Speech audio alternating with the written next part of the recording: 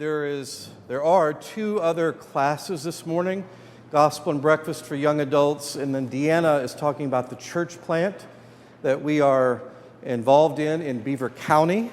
I will give you, and there's a Steelers game at 9:30 in the morning that's happening. Brief update on Church of the Incarnation. So instead of going to that class for 50 minutes, I'll give you the 2-minute version. There is no Episcopal church in that whole section of our diocese, that is the Northwest. It's empty. There was an Episcopal church. There were a few that went Anglican, and so it's been since 2008, approximately. There are some Episcopalians there, but what we are seeking to do is plant a church to be able to welcome all different types of people. One of the things we learned, unfortunately, is we had money to give people for rent, and there have been literally 25 or more churches, Lutheran, Presbyterian, Catholic, Baptist, that have said, no, you can't come here. There are various reasons for that. It appears, I don't want to certainly unchristianize anyone or call names, but can we vet what you're going to say in your sermons before you preach them? Like, no, you can't. We're talking about renting space in another building at a time when it wouldn't be used. We're concerned about this, we're concerned about that, all these theological, and you could make guesses what it might be, but let's just assume the best. They don't want money to give them when most of these churches, by the way, have 20 or 30 people at most, and they have an empty bank account. So for whatever reason, they don't want us to be there. So we've kept looking. We thought we were going to get to go into a cigar shop in New Brighton, but it was going to be crazy expensive to get rid of the cigar smoke smell in everything. But we're now on to a group of Presbyterians and Lutherans who may share space with us. Any of you know much about Beaver County? I didn't before. So think of the extreme Rust Belt, that's what it is. And it is Beaver, which is rivers define it, and all working class, former steel mills. Beaver County, Falls, New Brighton, Monaca, and all these little towns up there. And they all have cute downtowns on the main street. And then you can tell there used to be lots of people who worked at the mills, but that's mostly gone. Some of them are making a comeback, some aren't.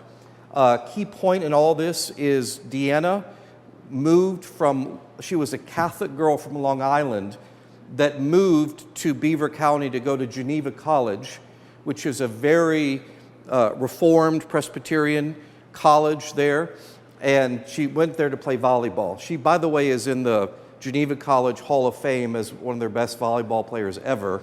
She'd be completely embarrassed if I told you that.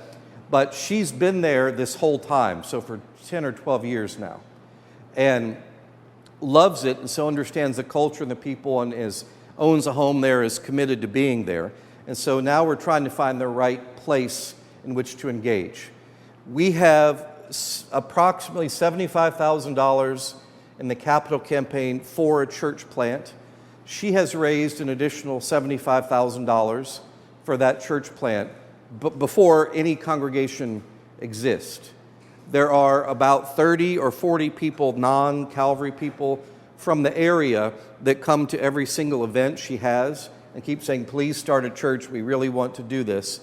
And then here is really good news that makes all this possible. We requested from the Diocese of Pittsburgh a grant to start a congregation in Beaver County. And I knew this, and Deanna knew it.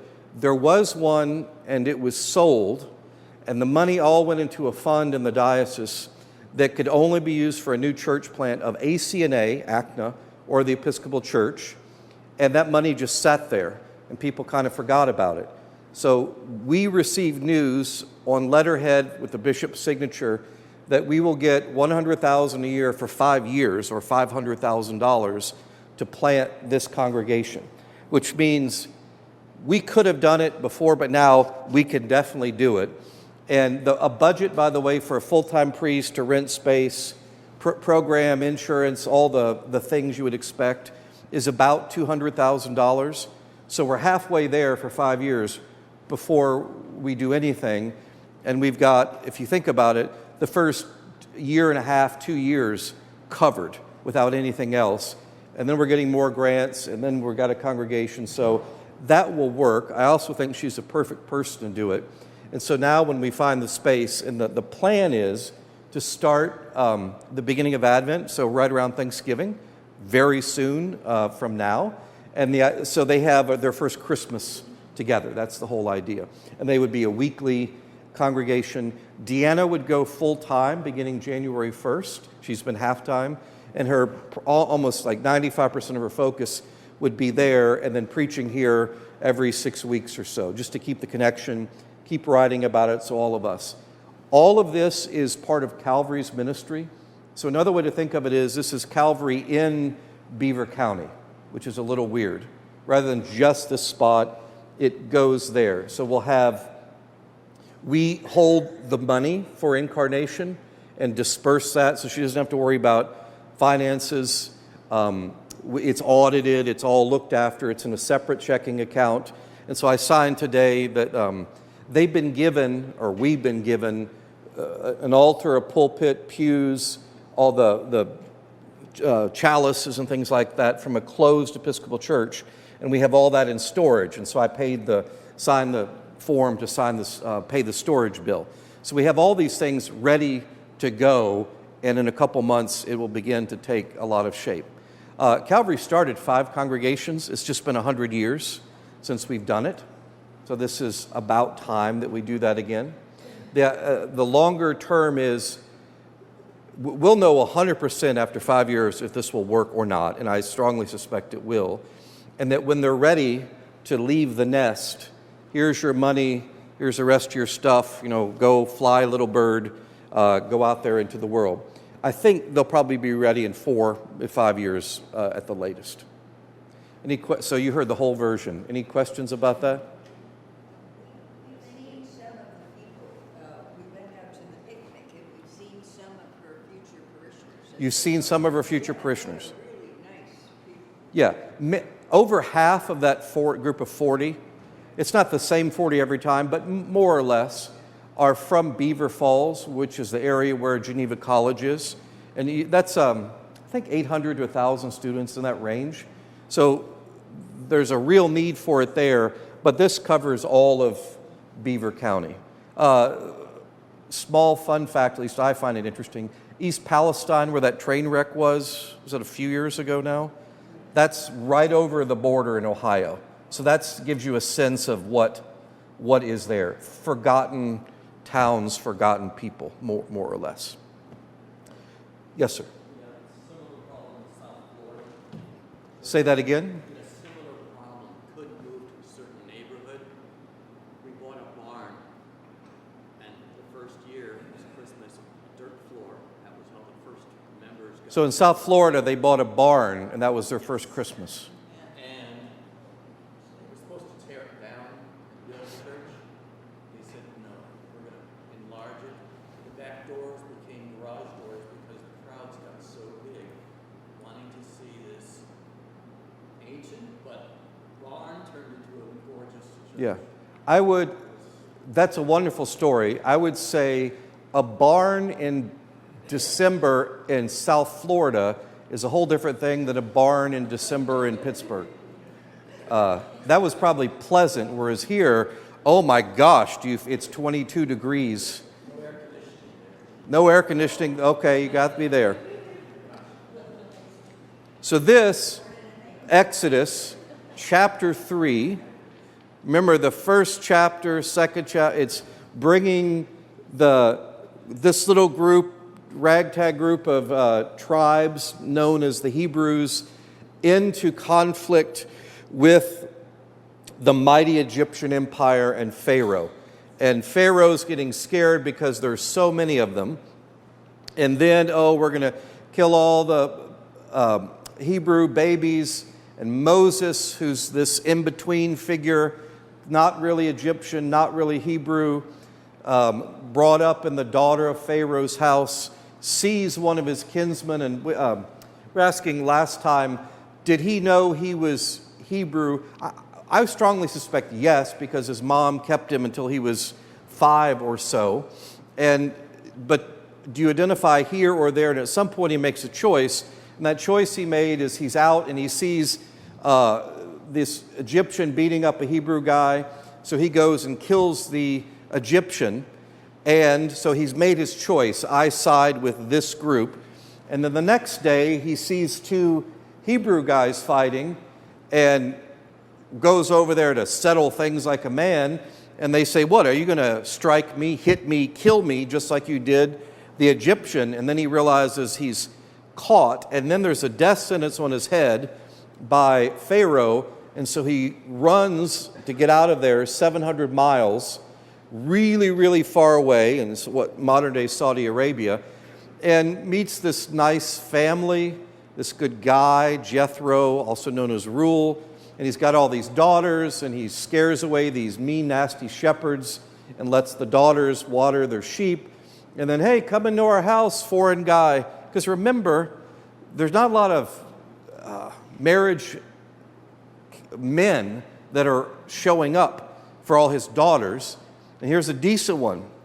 And he scared away the shepherds. And this is a good guy. And, he's pretty well dressed. And so let's take him. And then he marries one of the daughters and then has a kid. And they have a nice life. And it's pretty easy for me to imagine. He goes from, I'm nowhere and I'm not really a Hebrew, I'm not really an Egyptian, to I have a family for the first time and I belong completely for the first time with my father-in-law and my wife and these sisters-in-law, and I'm taking care of what eventually will be mine. He would inherit all the sheep and other herds and things that he was caring for. So he had a future there. So all this is going on, and he's probably, we don't know, but this would be midrash or fan fiction, as Aaron calls it. By the way, why Aaron's not here today? Because of the high holidays, he's preached like 4 times, so we gave him a day off. So one can imagine he's pretty comfortable, maybe for the first time ever.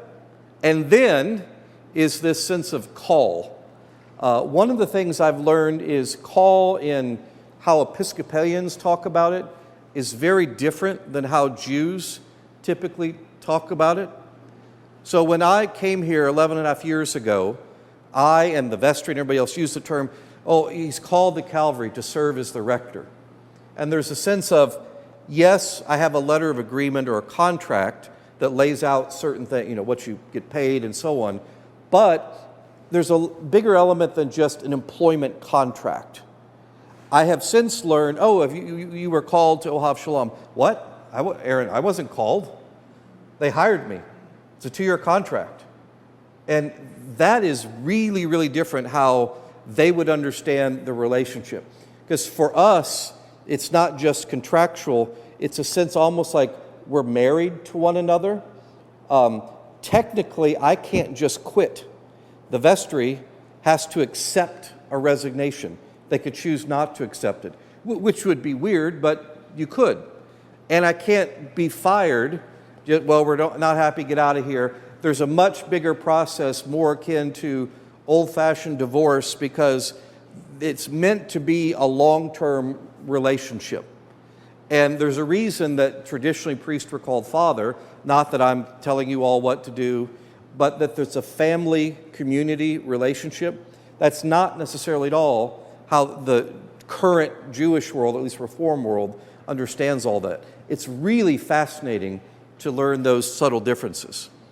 So here, Moses was out doing his job. He was keeping the flocks for his father-in-law, Jethro, the priest of Midian. Remind me, what's Midian? Why does it matter that he's a priest? Jethro, his father-in-law. It's the same God as his God, back from what later becomes the Promised Land or the Holy Land. This was the second wife after Sarah that Abraham had married. And so these are good people, distant relatives, but the same God. So not foreign God, like not the local one or some agricultural God. These are the right people for him to be connected to. So the priest of Midian, Jethro, he led his flock beyond the wilderness and came to Horeb. What's another word for Horeb? Sinai. Mount Sinai, Mount Horeb. Probably Sinai means the mountain and Horeb means the area, but they're interchangeable. Where is Horeb, Sinai? Southern peninsula down there. So again, very far away from Pharaoh and all the rest. Notice the term, Moses led his flock beyond the wilderness. In the Bible, what does wilderness, think of Jesus in the wilderness or the desert, tempted by Satan, driven out into the wilderness like a scapegoat. What does wilderness mean? John the Baptist was out in the wilderness. In the unknown, away from society, culture, safety. You are far away. It's where the wild things are, where you might be tempted by Satan. They're big, scary monsters. Remember the old-fashioned maps? So there'd be monsters. It's that type of, it's unknown and a little element of danger to it. But he's not in the wilderness. He's beyond that. So he's way out there, where even crazier things can happen. So he is alone. I would think that beyond the wilderness means out there by himself in every possible way. And Moses came to Horeb, the mountain of God. Is there any mention in the Bible of Mount Sinai or Horeb before this? The answer is no. Is there anything, this is something that is a little harder for us to understand. Would you say that Calvary is a holy place? The building. I would, but they don't think like that at this time. It's holy because of what happens here. Mount Horeb, Mount Sinai, was not holy until this moment. It was just some pile of rocks. But what happens there makes it holy. And you could say this in Genesis when Jacob encounters the angel or God and wrestles and marks this is the gate of heaven. There was nothing special about that place until that event, a meeting with God, an epiphany or theophany. Theophany is the manifestation of God. Epiphany is a manifestation from above. And so this thing happened in that spot. The mountain of God, it's about to become that. There the angel of the Lord appeared to him in a flame of fire out of a bush. So this is two things. What's an angel in the Bible ordinarily? How is it manifested? Is it a cute little Caucasian baby, red chubby cheeks, oversized wings, cherub? No. It's much more of a crazy figure from a nightmare with 6 wings and fire and smoking, and every time an angel appears, don't be afraid. It's inherently scary because it's so completely other. In the translation, this falls down a little bit. Is it God or is it using the word angel for the presence of God? It's really the presence of God in this spot. So the Lord appeared to him in a flame of fire out of a bush. What type of bush was it? We don't know. That's the other thing. It's just some bush. It's not a particular, it's the holy bush. We have to grow these and get holy. It's just a bush. And that's part of the weird ordinariness, commonplace of these stories. Is Moses particularly holy? A big fat no. He's kind of a loser. And in fact, he's a murderer. There's this old thing when you're looking for a new priest. Here's all the biblical figures you would never hire. Would you hire Moses? He's a murderer. No. How about King David? He's a king. No, he was an adulterer, and he first of all, he had an affair with this woman and then got her husband and sent him into battle so he'd be killed. Like, that's a horrible guy, but that's the prototype of the Messiah to come. Or this person, or what about even Jesus? Like, oh, no, he demanded way too much. He got rid of the money changers, all these reasons you wouldn't hire him. Moses is an ordinary person in many senses.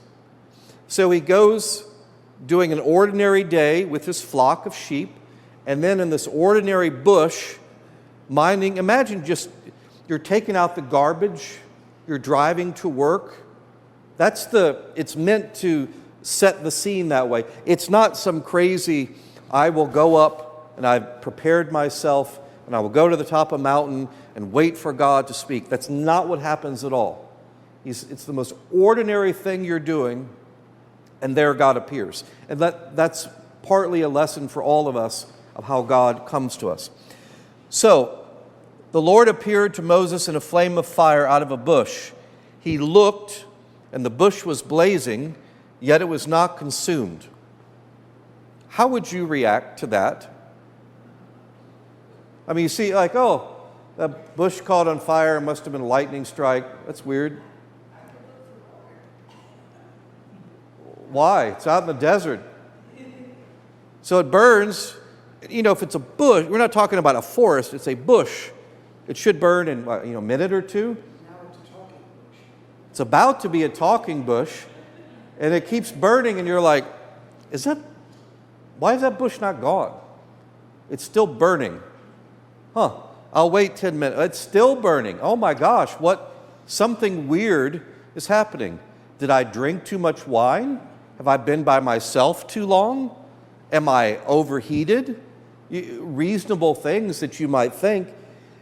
And then Moses said, I must turn aside and look at this great sight and see why the bush is not burned up. When the Lord, Yahweh saw that Moses had turned aside to see, Yahweh called to him out of the bush.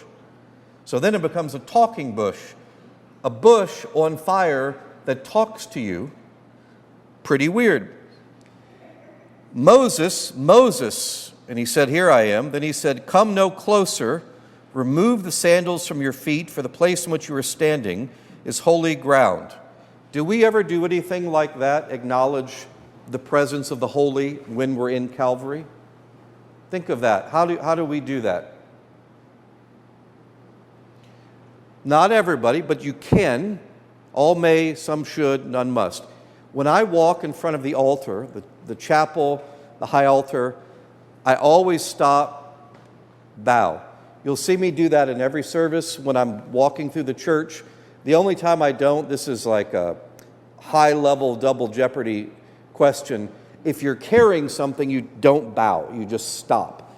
But otherwise, you bow. It's an acknowledgement of that's where we meet God. What's that? Or the processional cross. That's right. You could bow when the processional cross goes by. If you're in the pew, that would be the traditional time to bow. You could at various other points. But those are, so we pray with our whole body.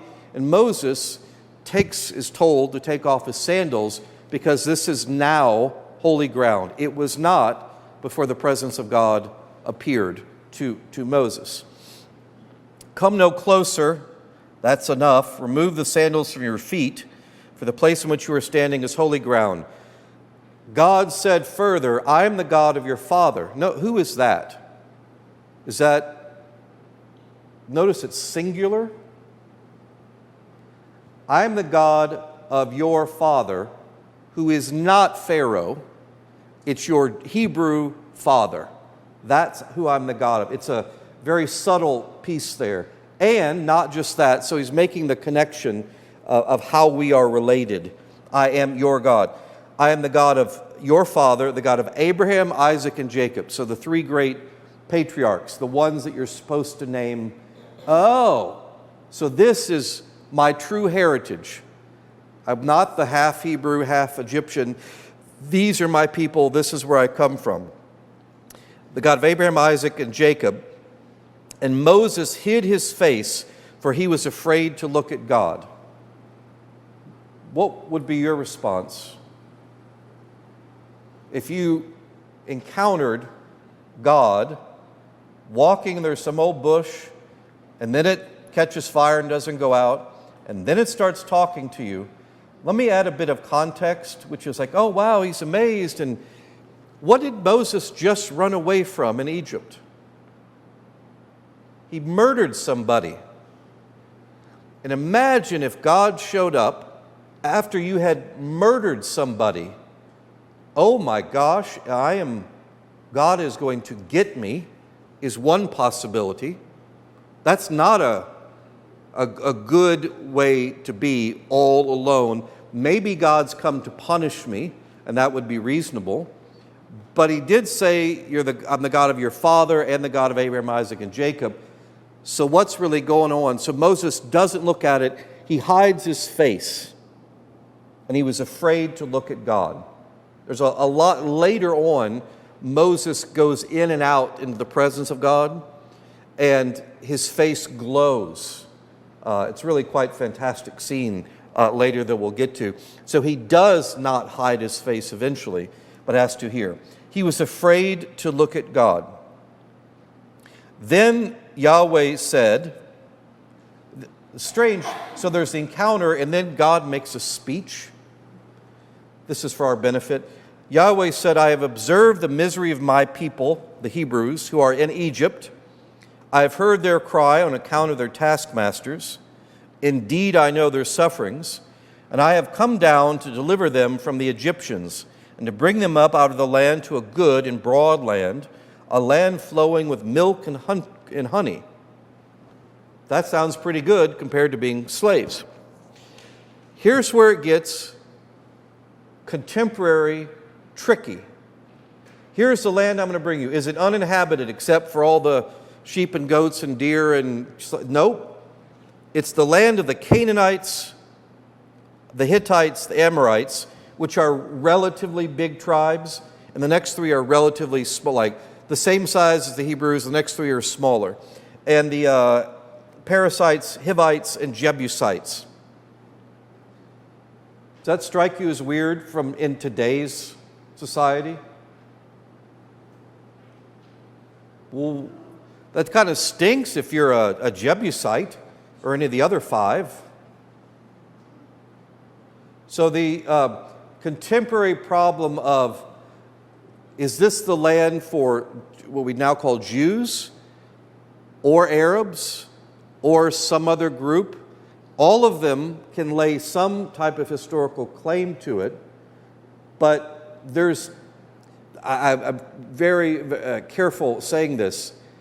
It seems to be the case that one group who gets hurt and then gets power seems to perpetuate some type of cycle. But here at the very beginning is you're going to this new place and all these other 6 groups live there, and you're going to not just at least drive them out, which necessitates some type of warfare, but you're just going to take it from them.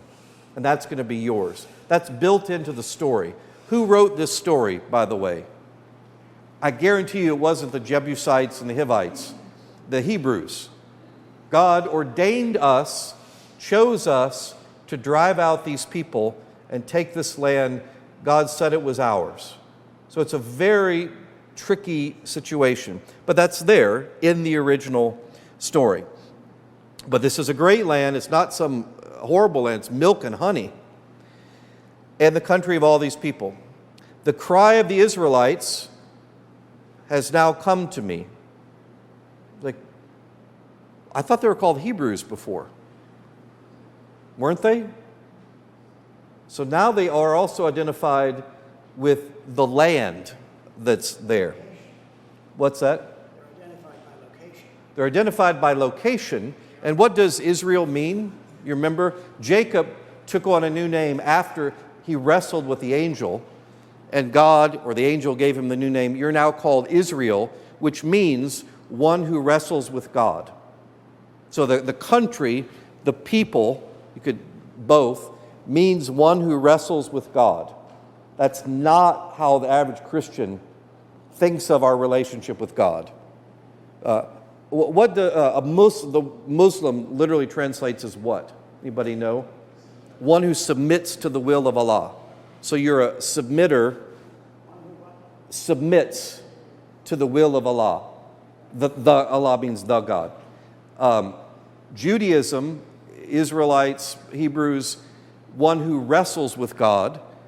And Christian would be one who follows or identifies with Jesus. So very different ways of talking about a similar thing. But here, they're called Israelites. And I think reasonably it would include all those things. Let's see, the cry of the Israelites has now come to me, and I have also seen how the Egyptians oppress them. So come, I will send you to Pharaoh to bring my people, the Israelites. So now God says, Yahweh says, those are my people, that close identification. And I'm sending you to bring the Israelites out of Egypt. And God said, I will be with you, and this shall be the sign for you that it is I who sent you. When you have brought the people out of Egypt, you shall worship God on this mountain. So it's a future promise. So imagine you're Moses.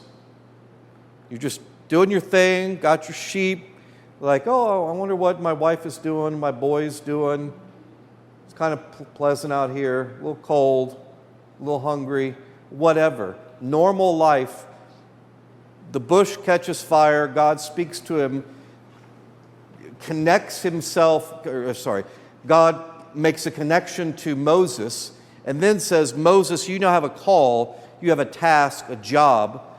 I, God, am not going to let my people continue to suffer as slaves in the greatest empire everybody knows, but we're going to deliver them. And Moses, how would you respond if you're Moses? What? I can't go back there, they'll arrest me and kill me. I've got it pretty comfortable right now, God, of Abraham, Isaac, and Jacob and the rest, and I would prefer to be left alone. But it doesn't seem like he has much of a choice in this. He's the original why me. So that's all fan fiction, but we kind of know how he responds. And it's not, yes, Lord, I shall do as you command, or, oh, great, let's go save my people. Moses enacts this wrestling with God thing. Are you sure is one way to translate this. Moses said to God, so he went from, oh my gosh, I'm going to be killed because God knows I'm a murderer, to I can't even look at you, to, but on the other hand, or wait a second, if I come to the Israelites and say to them, the God of your ancestors has sent me to you, and they ask me, what is his name, what shall I say to them? So he's negotiating at the very beginning. God, Yahweh, said to Moses, it's often translated here as a tetragrammaton, the 4 letters, which we translate as Yahweh, 4 letters in Hebrew.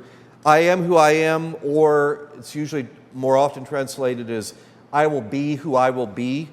I am self-defining, all-encompassing, not limited to a feast or agricultural or hunter thing, not a place thing, I define myself. I am the God. God said to Moses, I am who I am. He said further, thus you shall say to the Israelites, I am has sent me to you.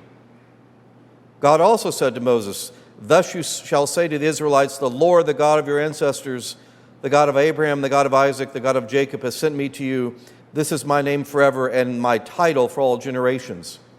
How impressed is Moses with all this? So I'm going back and I am. Weren't you the guy who murdered somebody and then ran away like 40 years ago? Who are you? So Moses is not convinced. Go and assemble the elders of Israel while he's still 700 miles away.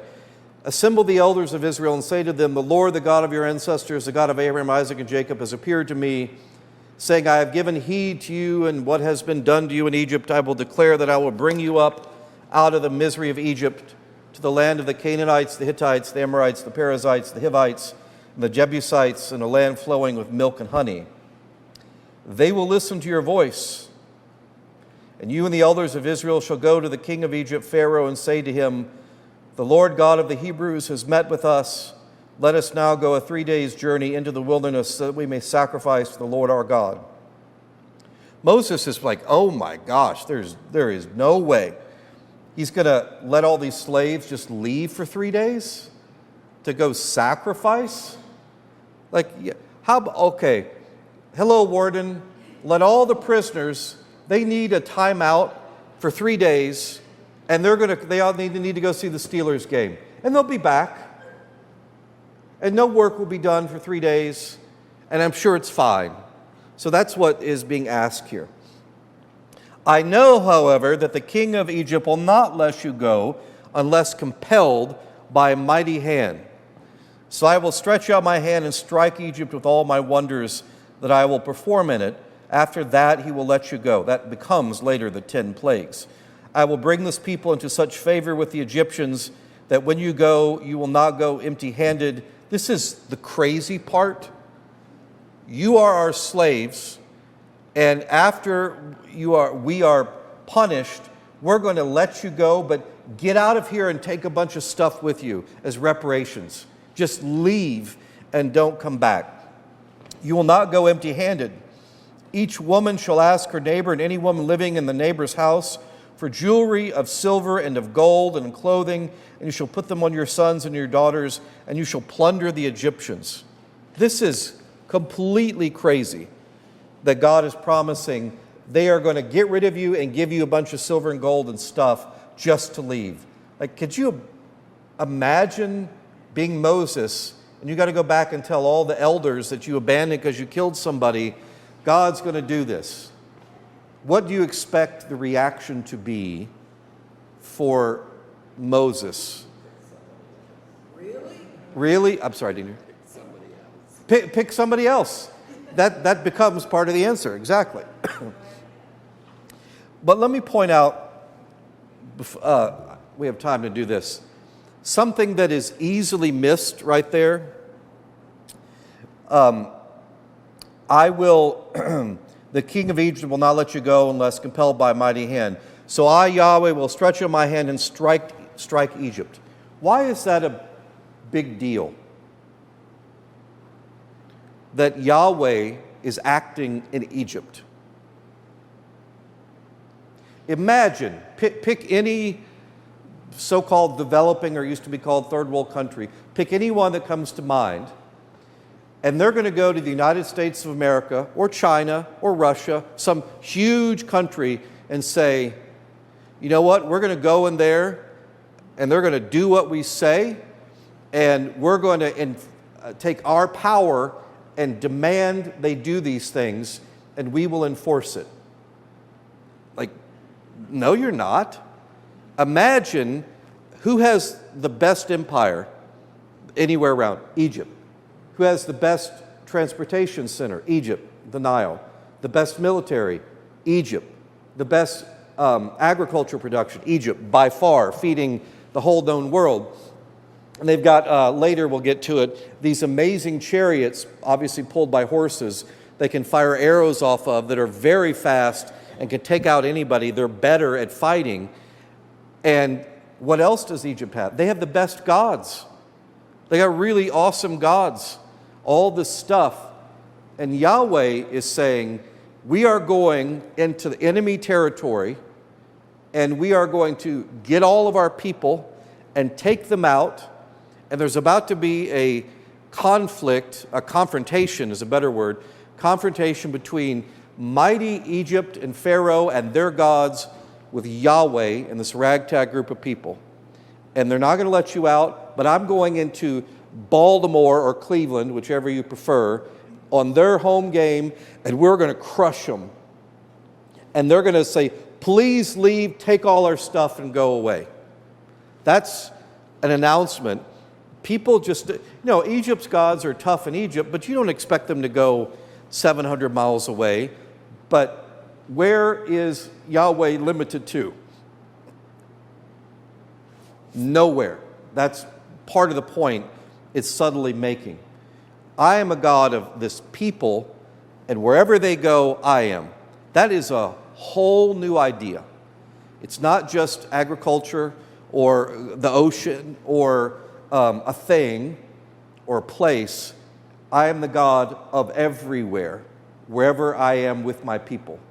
And that is, Moses doesn't get that, but that idea is now entering the consciousness of Israelites, Jews, Hebrews, all of it coming together. And the best way to do that is not to fight some, later we get the Jebusites and so on. We're going straight for Egypt, straight for the greatest empire the world has known, and to show them who's boss. And that's a big setup. Any questions, thoughts on that? Ian? Even this burning bush incident is not happening on Israelite-owned territory. Great point. The burning bush, the presence, manifestation of God, the epiphany, is not on home territory. It's out in the middle of desert, far away in foreign God territory. Yeah, Michael? One of the things that strikes me a bit about this, though, is how much the Israelites, how much Judaism owes to the Midianites. Good point. How much Judaism owes to the Midianites? And I would imagine that the whole mountain business, the sacred, that was a Midianite connection. That the place was holy to the Midianites before Moses appeared and you suggest made it holy. It was always holy to the Midianites. Judaism got out of the Midianites a great deal of its, because they were a fellow people, and they owed. I wish Rabbi Mishnah were here because I'd be interested to hear his notion of whether the Midianites were adequately acknowledged or rejected in some ways, like, for example, allied groups like the Samaritans. Very interesting point.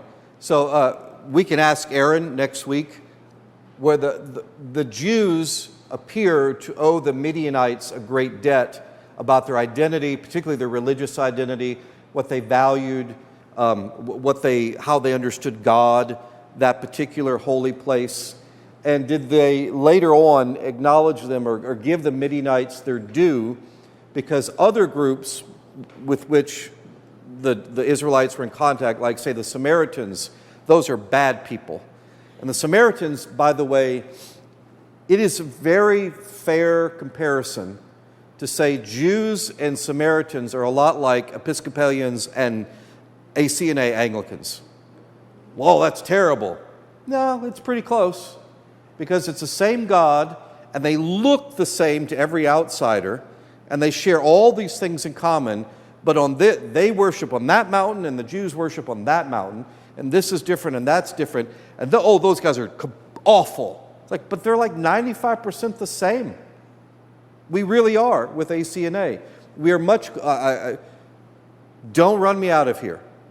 We are much closer to ACNA theologically, liturgically, than Roman Catholics or Methodists or Lutherans. There are a couple areas with which we have significant disagreement, but we also do with some other groups. But it's because of the, I would suggest, family level of hurt and betrayal of a broken relationship that has made that feel so completely separate. And the Samaritans and Jews are largely the same. They're really, really close, except in a few points. And those horrible, don't you have family members like that too? Connections where you're so similar? Why historically do Pittsburgh people not like Cleveland people? I've been asked this a million times. Because they're football teams. But why them compared to the other 30 teams? Are we both post-industrial, Rust Belty, about the same size, had art stuff, they have Case Western, we have CMU, not exactly the same, but there are a lot of things that are similar that you can have a real rivalry there. Are we a rival with New York? Oh no, that's way bigger. Are we a rivalry with beaver? No, that's stupid. Because they're so similar that you can get mad, and that's a similar thing going on here. Other thoughts, questions?